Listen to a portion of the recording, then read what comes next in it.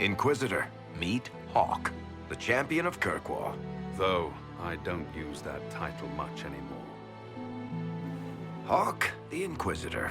I figured you might have some friendly advice about Corypheus. You and I did fight him, after all.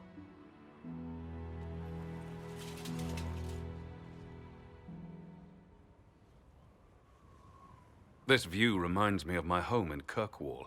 I had a balcony that overlooked the whole city. I loved it at first. But after a while, all I could see were the people out there depending on me.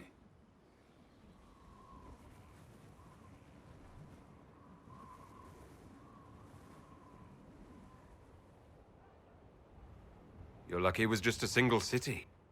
I've got half of Thedas. You're doing everything you can to protect them. Does it ever get any easier? I'll let you know. I don't envy you, Inquisitor. But I may be able to help you. Varric said that you fought Corypheus before. Fought and killed. The Grey Wardens were holding him, and he somehow used his connection to the Darkspawn to influence them. Corypheus got into their heads, messed with their minds, turned them against each other. If the Wardens have disappeared, they could have fallen under his control again.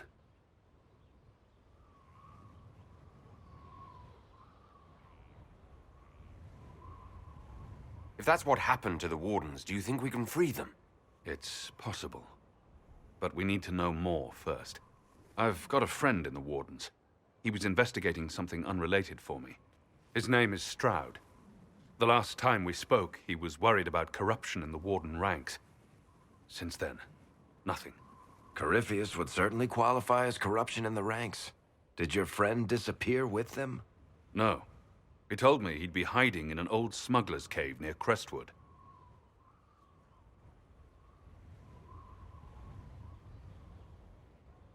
I'll take any lead I can get at the moment. Good. I'll do whatever I can to help. Corypheus is my responsibility. I thought I'd killed him before. This time, I'll make sure of it. Inquisitor.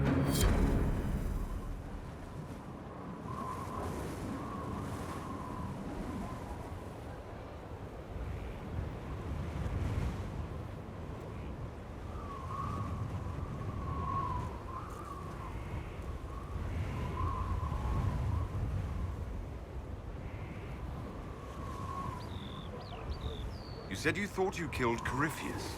The Grey Wardens had him imprisoned. They used my father's blood in a ritual to seal Corypheus inside. But he could still reach out and influence the Warden's thoughts. He sent them after me. And I didn't just think I killed him. When the fight was done, he was dead on the ground. Maybe his tie to the Blight somehow brought him back. Or maybe it's old Tevinter magic. But he was dead. I swear it. Where did you go after the mages rebelled? I heard the Chantry might be sending an exalted march to Kirkwall to put down the rebellion. I hoped that leaving would save lives and force the Divine to divide her forces to come after me. As it turned out, I needn't have bothered. All the circles started rising up, and the exalted march never came. Varric said you were the champion of Kirkwall. I've only heard a little about what happened there. What happened at Kirkwall was the same thing that happened everywhere. Fearful of blood magic and abominations, the Templars brutally suppressed the Circle. And in their desperation to survive, the mages of the Circle turned to blood magic, or became abominations. Finally, a rebel mage named Anders destroyed Kirkwall's Chantry, and everything came tumbling down. I heard that Anders was your friend. What was he like? I don't know if there ever was just Anders. He was crazy. By the end, there was nothing left in him except this insane need to start a war no one could win.